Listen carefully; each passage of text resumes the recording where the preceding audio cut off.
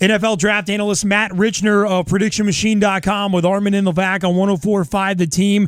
And Matt, we're excited about this one. A lot of talk about Marcus Mariota and whether or not the Jets take him at 6. Matt, is he going to be around past the second pick in the draft? I don't think he will. I think if Tennessee is smart, they just go up and take him. They obviously have a need at quarterback. I don't think they should make a trade.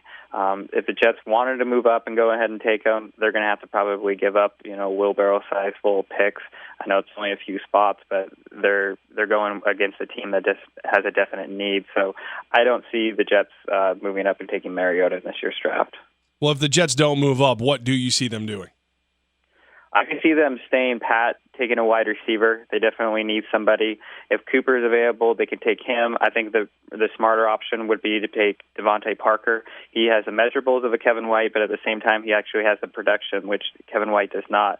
Devontae Parker, he measures out statistically in our metrics similar to A.J. Green. I think the Jets fans would actually like to have an A.J. Green-type player outside on the wide receiver spot next to Eric Decker. That'd be a great combination long-term until you eventually get a stable quarterback in there. I just got excited. I feel like Matt's talking dirty to me or something. Like that just got me going. Matt Richner of PredictionMachine.com. So, Matt, we hear this time of year, teams go best overall. So at that 6th pick, is wide receiver going to be the best overall position available that you guys are believing at PredictionMachine.com? Yeah, I think it's a spot that they have the most need. Defensively, the Jets are fine. Along their offensive line, they have some options, but there's just no player in this year's draft class that just kind of warrants that top 10 pick. Devontae Parker from Louisville, he is one of the top 5 players in this year's draft class, according to our rankings. So for us, he not only fits a need, but he fits value for them. Now, some of the news we're hearing now is that teams are on the move trying to get Mo Wilkerson away from the Jets.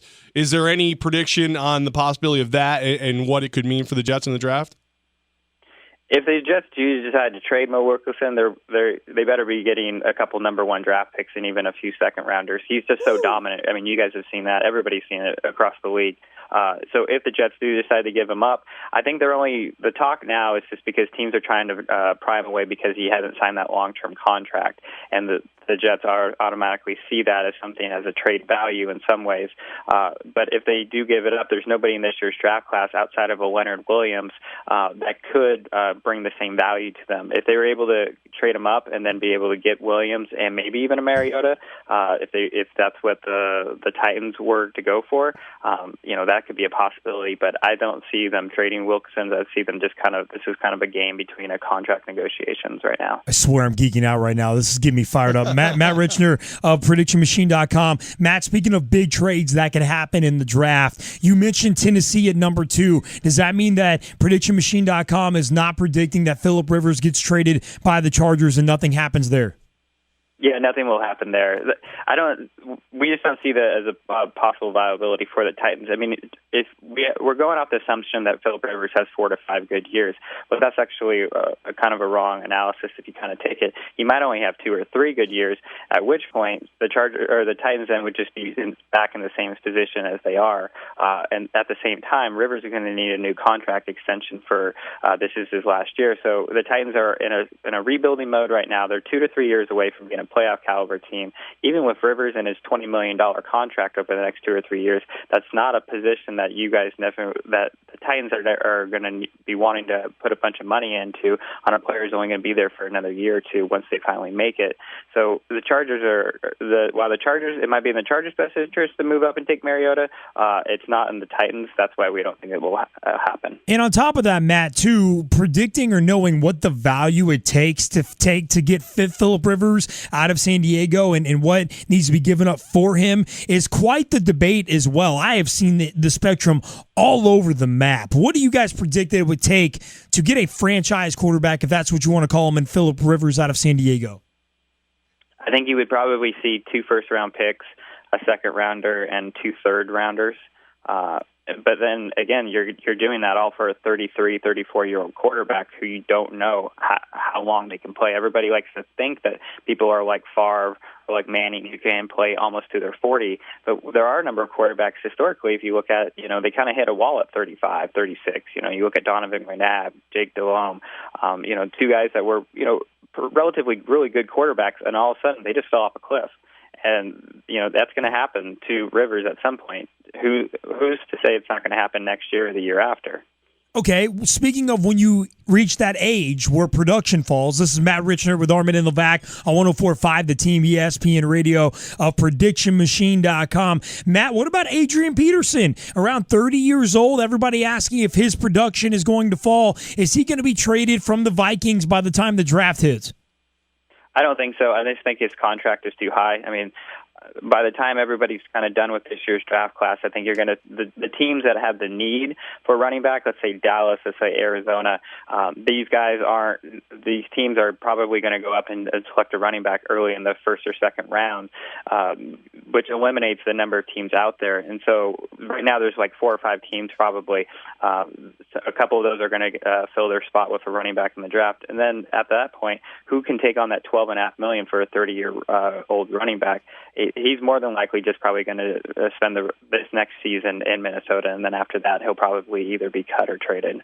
All right, so now we got the other New York team, the New York Giants, sitting there, and they have been known to throw us a curveball and not take who we expect. Who do you see them taking? I'd like to see them take Bud Dupree, the outside linebacker from Kentucky. Here's a guy who's the number one rated pass rusher at the outside linebacker spot, according to our metrics. He averaged over 2.3 impact plays per game. An impact play, if you kind of think about it in baseball terms, is almost like a home run. It's a play like a sack, a tackle for loss, a forced fumble, and interception. He had the highest average and the highest total in this year's draft class amongst all pass rushers. He's a physical freak. It's someone like a Jason Pierre-Paul, but he actually has his head screwed on straight. I just think he's one of the most underrated players in this year's draft class. And if the Giants can somehow, if they could even trade down, pick up a pick, because I don't think he's as valued amongst the league as some other people think. Pick up Dupree, and then maybe even pick up another draft pick. And I think that would be, the Giants would have pretty much a home run on their hands. Matt Richner of PredictionMachine.com. Now, Matt, obviously the Giants in the past they've always gone best overall, and being where they're at this year in the early first round, offensive line is the position a lot of people are talking about. If they were to go offensive line, who is available that you at PredictionMachine.com believe would be a good snack for the Giants at that spot?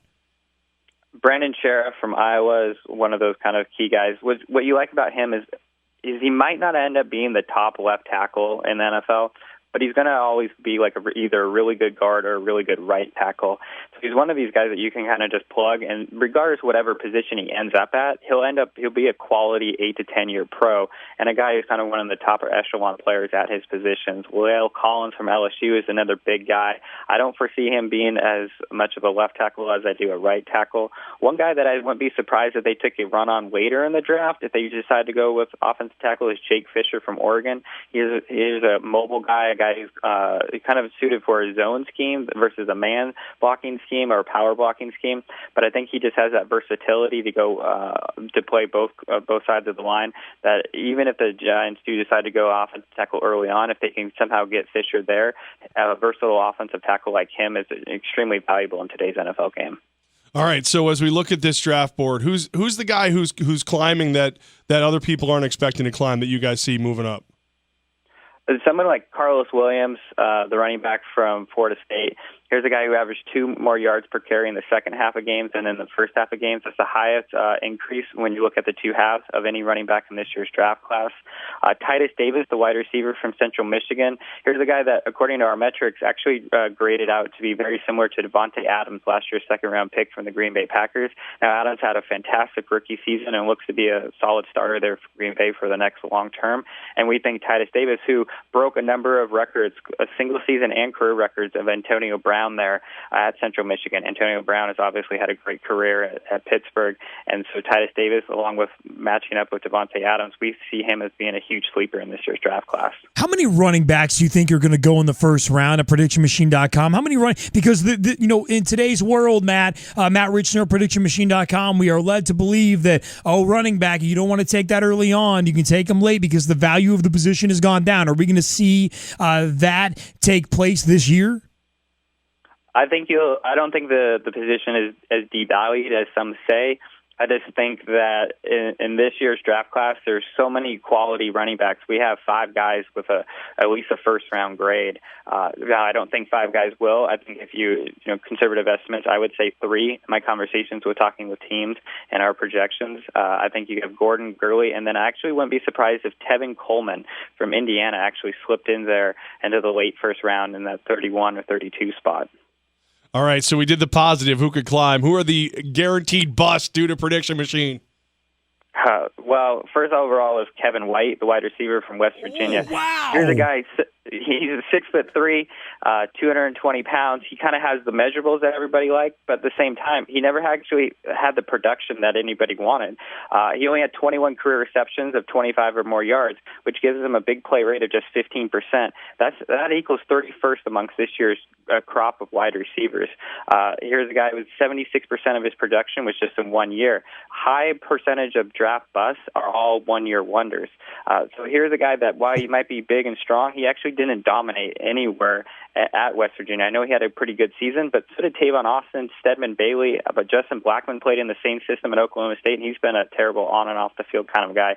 I don't think Kevin White has the off-field issues that Justin Blackmon has, but at the same time, just because a player has somewhat good production in Dana Holgerson's offense doesn't mean they actually translate to the NFL. I could see Kevin White as being one of the major draft busts in this year's draft class. So you're saying he's going number 4 to the Raiders, is what you're saying? Yeah, exactly. That's exactly where he's going. That's Levack speaking as a true Raiders fan, by the way. That's exactly what that is, Matt. Matt Richner of PredictionMachine.com. Hey, Shane Ray, the defensive end out of Missouri, got busted for marijuana possession this week. McShay had him going as high as number 5. Now people have him falling like a rock. How far does he fall because of the marijuana possession? I think he'll fall. He should. Where we have him projected where he should be drafted is either probably very late second, early third round. Here's a guy who just didn't have many impact plays in college. He only averaged 1.3 impact plays per game. If you look at on the opposite side of the field of him, Marcus Golden from Missouri, he was a much better defensive end. He was a guy that had a limited number of rushing yards to his side. He was more of a 3-down lineman. Shane Ray is just kind of the situational pass rusher. And you can combine that with the fact that he has poor decision making, obviously getting busted for having a little Mary Jane in his car. Well, little, he had three quarters, 0.35 ounces. So he looks like he was going for a good time that night or early morning. It just speaks to his decision making. He's just not a very smart guy, obviously, off the field. So I could see him just dropping. But then it comes to a point of risk versus reward. If you're spending that third round on him, you're not spending a whole lot of money, but you're hoping to at least get a quality situational pass rusher. That's where I kind of definitely see him going now. We've heard nothing but that this is a terrible year for selecting a quarterback, that the quarterback talent is just really low in this year's draft. Does your research tell you that as well? Yeah, this is similar to the 2008 draft where you had Matt Ryan and Joe Flacco going, in the first round, and then after that you had your Chad Henneys and your Kevin O'Connells of the world, your backups or your third stringers, and that's what this year is. You have, Winston and Mariota are obviously solidified as the 1-2, regardless of wherever anybody ranks them. And you have 3. You have Garrett Grayson, who's from Colorado State. He's a very, very much like Chad Henne. He won't be a long-term starter. He's probably a really good backup, a long-term backup, which in some cases in the NFL has tremendous value. So anybody who is able to get him into the second or third round, that's great. But after that, you have Brett Hundley and Bryce Petty, who both have their extremely red flags and flaws to their game. Some people, we don't project them to be any long-term starters or even quality backups. I definitely don't see Bryce Petty as being anything more than a guy who's probably around 3 or 4 years.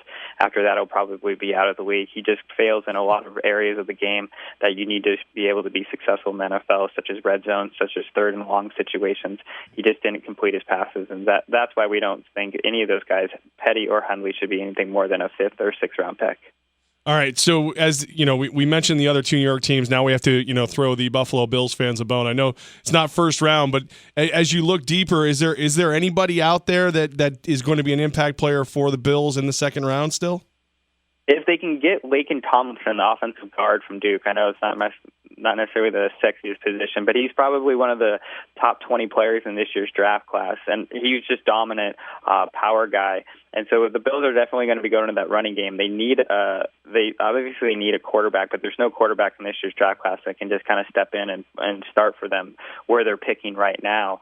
So they might as well just build for the long term and just solidify that offensive line. So that way next year, when they eventually are able to draft a quarterback, hopefully in that kind of in those first 5 or 10 picks, because if they do end up in there, if they kind of have a down season with no quarterback play from E.J. Manuel, I would solidify that offensive line, and my first spot for them would be Lincoln Tomlinson, the offensive guard from Duke this year. Matt Richner of PredictionMachine.com with Armen and Levack on 104.5 The Team. Give me some steals later on in the mid to late rounds that if one of our New York sports teams get one of these guys, we can consider him to be completely undervalued and a great pick where they grabbed him.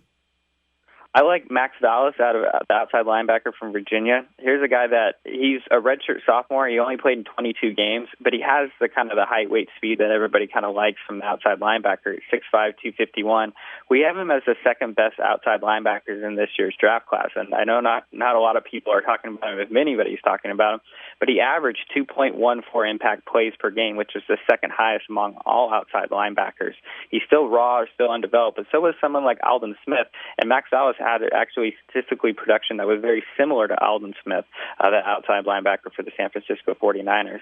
Now, I'm not quite sure if Vallis has the same off-field behavior as Aldon Smith, but according to everybody I've talked to, he's a pretty straight and narrow kid. He came out a little too early. He probably should have come back, but if you can get him in that mid to late round and kind of really work on his development, he's pretty much a diamond in the rough. You just need to kind of brush off some of the dirt on him.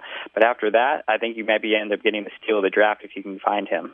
Woo, love it, man. Matt Richner of PredictionMachine.com. Matt, of course, at PredictionMachine.com. We know you guys are all over the NFL draft. We'll continue to check out the website. Thanks for your time today, man. We're excited about Thursday night. Oh, thank you so much. You guys have a great day.